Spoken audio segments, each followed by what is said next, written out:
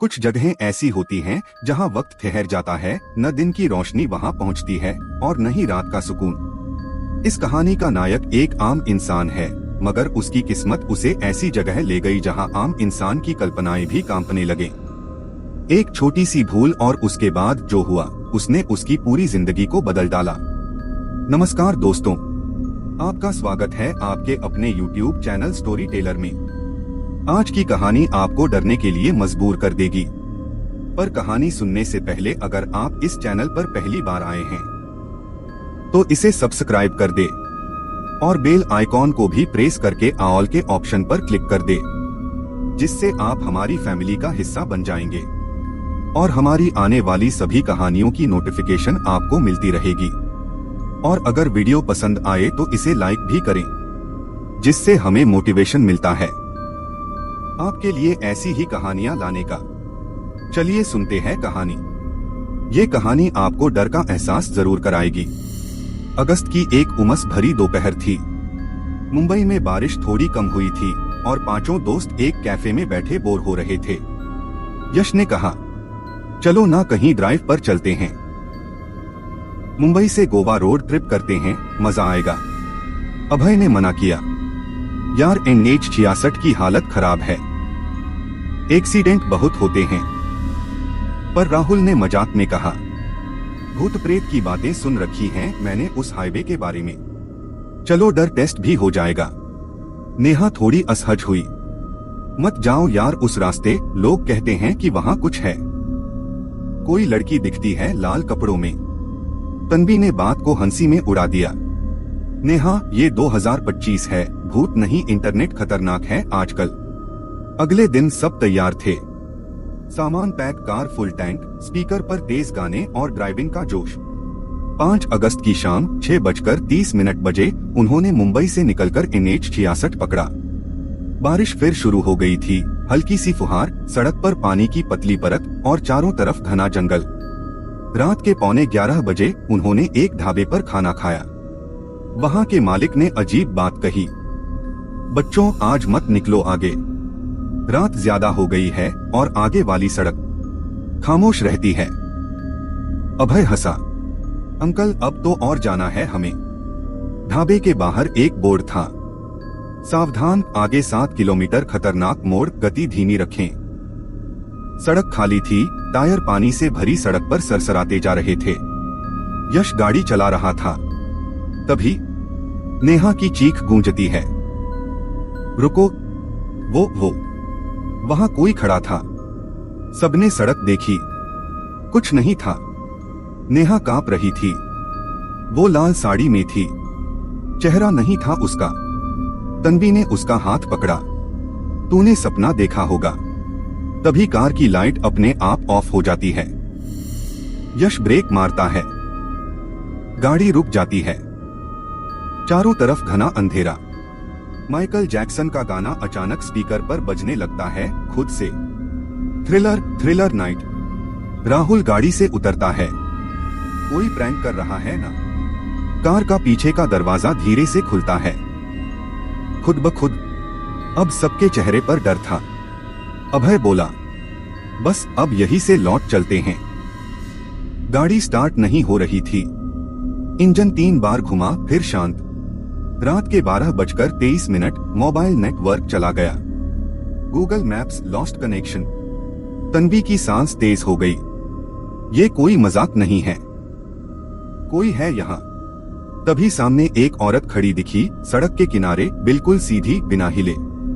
राहुल बोला, मैं जाकर बात करता हूँ, शायद किसी को मदद चाहिए। राहुल आगे बढ़ा, 3 कदम, फिर अचानक वो औरत हवा में गायब हो गई। नेहा जोर से चिल्लाई और बेहोश हो गई। यश अब गाड़ी के बोनट से बैटरी चेक कर रहा था। तभी उसके हाथ में कुछ गिरा, एक टूटी हुई लाल चूड़ी, खून से सनी। उसी वक्त सड़क के दूसरी ओर किसी के रोने की आवाज आने लगी, औरत की आवाज, दर्द से कराहती हुई। अभय ने ध्यान दिया, सड़क पर पानी नहीं था, अब खून बह रहा था। अभय ने यश को गुस्से में घूरा, ये सब तेरे पागलपन की वजह से हो रहा है। यश कांपती आवाज में बोला, मैंने सिर्फ एक ट्रिप प्लान की थी। ये सब क्या है? नेहा अब भी बेहोश थी। तन्वी उसे होश में लाने की कोशिश कर रही थी। राहुल एक कोने में चुप बैठा था। उसकी आंखें अब डर से चौड़ी हो चुकी थीं। मजाक करने वाला राहुल कहीं गायब हो गया था। गाड़ी का हॉर्न खुद ब खुद बज उठा। कोई अंदर नहीं था। फिर अचानक ड्राइविंग सीट का दरवाजा धीमे से खुला। सबने देखा वहां कोई बैठा नहीं, पर सीट पर गीले पैरों के निशान थे, जैसे कोई बारिश में भीगकर अभी अभी वहां बैठा हो।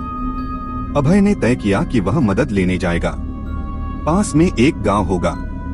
चलो हम पैदल चलते हैं। नेहा अब भी हिल नहीं रही थी, लेकिन होश में आ गई थी। पांचों ने टॉर्च लेकर जंगल की ओर बढ़ना शुरू किया। रास्ता कीचड़ और झाड़ियों से भरा था। सिर्फ उनकी सांसें और बारिश की बूंदों की आवाजें थीं। तभी पीछे से किसी ने नाम लेकर पुकारा, अभय। वो आवाज तन्वी जैसी थी। अभय पीछे मुड़ा, पर तन्वी तो उसके साथ ही चल रही थी। अभय, मेरी मदद करो। वही आवाज, मगर कहीं और से। अभय, मैं ठंडी हूं, मेरी चूड़ियां लौटा दो। अभय के पैर जम गए। सबने देखा एक परछाई एक पेड़ के पीछे से देख रही थी। उसके हाथों में लाल चूड़ियां थीं और वो मुस्कुरा रही थी, पर उसका चेहरा धुंध में था या शायद था ही नहीं। लगभग 45 मिनट पैदल चलने के बाद उन्हें एक पुरानी टूटी फूटी हवेली दिखी। चलो यहीं रात काटते हैं, फिर सुबह गांव जाएंगे, यश ने कहा। हवेली काली, गीली और वीरान थी।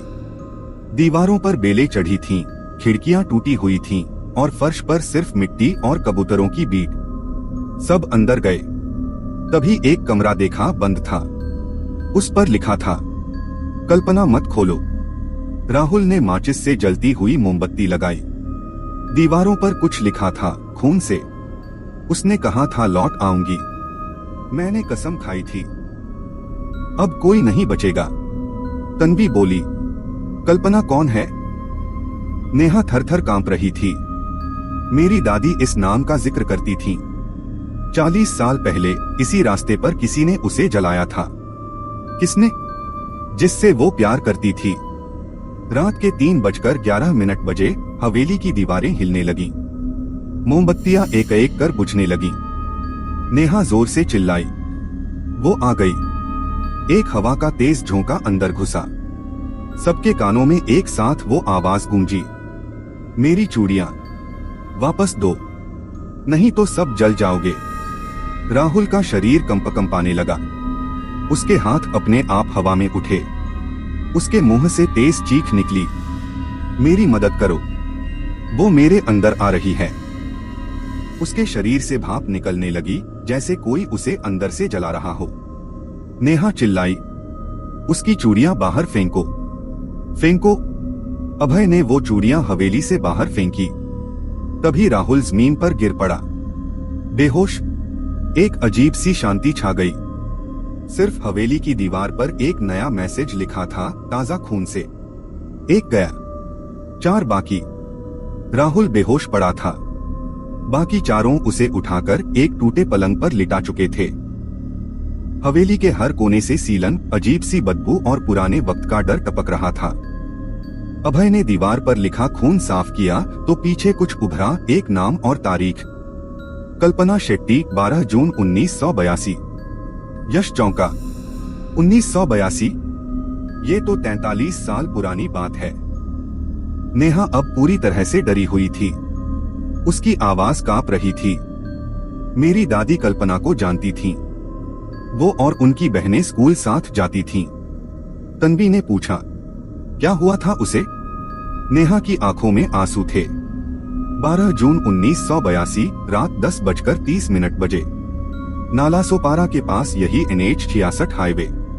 कल्पना शेट्टी 19 साल की लड़की, बेहद सुंदर, लाल साड़ी में सजी, एक छोटे गांव की साधारण लड़की। वो अपने प्रेमी सुरेश नाइक से मिलने जा रही थी, जो एक लोकल नेता का बेटा था। दोनों एक दूसरे से छुपकर मिला करते थे, क्योंकि जात पात और परिवार की मान्यताएं बीच में थीं। उस रात सुरेश ने कहा था, आज रात मैं तुम्हें भगा ले जाऊंगा, कोई कुछ नहीं कहेगा। पर कल्पना को क्या पता था कि यह झूठ था। जैसे ही वो उस मोड़ पर पहुंची जहां अब ये हवेली है, वहां सुरेश के 3 दोस्त पहले से मौजूद थे। सुरेश ने एक बेजान मुस्कान के साथ कहा, आज तू मेरी नहीं बनी तो किसी की नहीं बनेगी। फिर उन्होंने मिलकर कल्पना का बलात्कार किया। बचने की कोशिश में कल्पना ने गले में पड़ी चूड़ियों से खुद को चोट पहुंचाई और जब वो चिल्लाने लगी, उन्होंने उस पर पेट्रोल डालकर आग लगा दी। जिंदा जला दिया गया। मरने से पहले कल्पना का शरीर जलता रहा और वो चिल्लाती रही, तुम्हारा खून कभी सूखेगा नहीं, मेरी चूड़ियां गवाही देंगी, मैं लौटूंगी और एक एक को ले जाऊंगी। तभी एक बूढ़ी औरत जो जंगल में लकड़ियां काट रही थी, उसकी आवाजें सुनकर दौड़ी। वो कल्पना को बचा नहीं पाई, लेकिन उसने आखिरी शब्द सुने, हर उस शरीर को मैं जलाऊंगी जो इस रास्ते पर झूठ लेकर आएगा। तन्वी कांप उठी, तो हम यहाँ क्यों फंसे? नेहा ने डरते हुए कहा। कल्पना को चैन नहीं मिला, उसने बदला नहीं लिया और हम उस जगह पर हैं, उसी रात उसी वक्त। रात के 1:45 बजे। तभी राहुल की आंखें खुली, लेकिन आंखें काली हो चुकी थीं। उसके होंठ हिले पर आवाज किसी और की थी, तुम सबने उसे झूठ बोला था, तुम भी झूठे हो। इंसान अब भी बदलते नहीं, प्यार का मतलब नहीं जानते। अभय ने चिल्लाकर कहा, राहुल तू है ना? सुन, मैं हूं अभय। पर राहुल अब राहुल नहीं था। उसका सिर धीरे धीरे पीछे घूमने लगा, 180 डिग्री तक। मैं कल्पना हूं, उसकी आवाज अब औरत जैसी हो गई थी।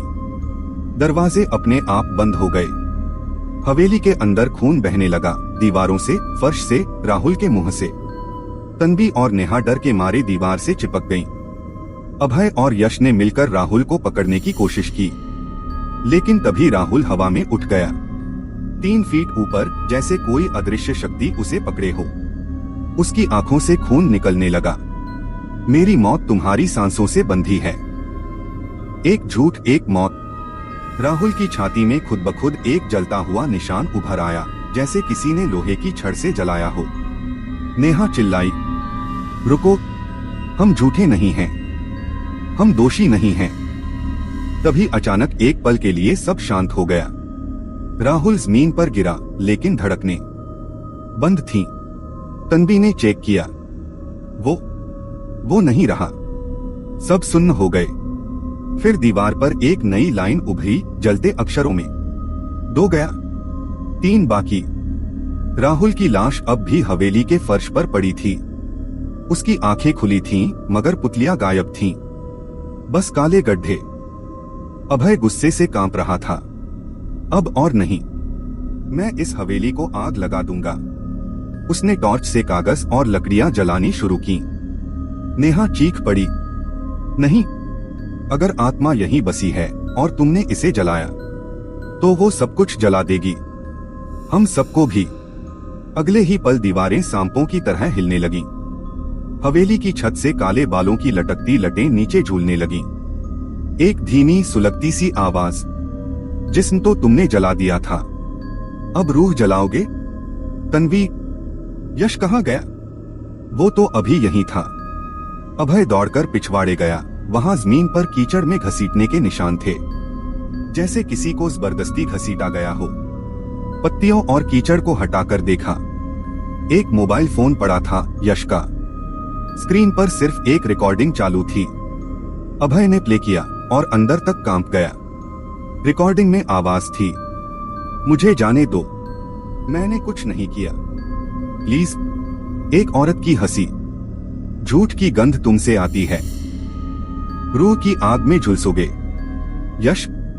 फिर तेज चीख और बस सन्नाटा। अभय ने तय किया, हमें यहाँ से भागना होगा। इस आत्मा को अब ये हवेली रोक नहीं पा रही, ये अब हमारे पीछे है। नेहा कांपते हुए बोली, गांव के बुजुर्ग जानते होंगे कुछ? मेरी दादी के मुंह से एक नाम सुना था, बाबा दशरथ। वो आत्माओं से बात कर सकते थे। तन्वी, तो चलो, सुबह होने से पहले हमें वहां पहुंचना है, वरना। अभय ने उसकी आंखों में देखा, डर में डूबा साहस। रात के 3:13 तीनों जंगल में भाग रहे थे।